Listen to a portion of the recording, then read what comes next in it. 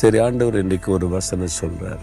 என்ன காரியம் தெரியுமா? 2 சாமுவேல் 22:31 ஆண்டவர் சொல்றார், தம்மை நம்புகிற அனைவருக்கும் அவர் கேடகமாயிருக்கிறார்.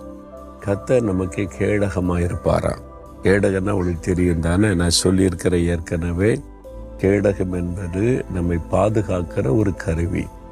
யுத்த வீரர்கள் தன் கையில் இடது கையில் வச்சிருப்பாங்க. எதிரி தாக்கும் போது கேடயத்தை வச்சு தடுத்து தங்களை பாதுகாத்து கொள்வாங்க. ஆண்டவர் சொல்ல, நானே உனக்கு கேடகம்.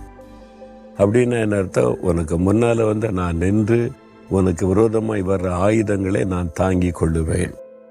அது வசை சொற்களாக இருக்கலாம், பொய்யான குற்றச்சாட்டாக இருக்கலாம், பொல்லாத மனிதருடைய தாக்குதலாக இருக்கலாம், சாத்தான் எய்யக்கூட அம்பா இருக்கலாம்.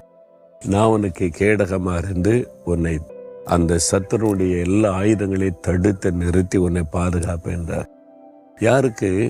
தம்மை நம்புகிற அனைவருக்கும். நீங்க கர்த்தரை நம்புறீங்களா? இயேசு கிறிஸ்து மெய்யான ஆண்டவர், எனக்காக மரித்து உயிர்த்தெழுந்தார். அவரை நம்புகிற அனைவருக்கும் அவர் கேடகமா இருக்கிறாராம். அப்ப நீங்க அவரை நம்பினா போதும்.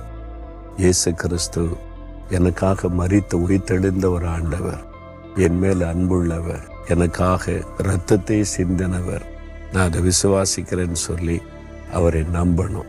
அவர் தான் என் நம்பிக்கை, அவர் கவனித்து கொள்வார் அப்படின்னு சொல்லிட்டீங்கன்னா அவருடைய உள்ள சந்தோஷப்படும். ஆண்டவரே, நீரே என் நம்பிக்கை, நான் உங்களை தான் நம்பியிருக்கிறேன் அப்படின்னு சொல்லி பாருங்க, ஆண்டவருடைய உள்ள மகிழும்.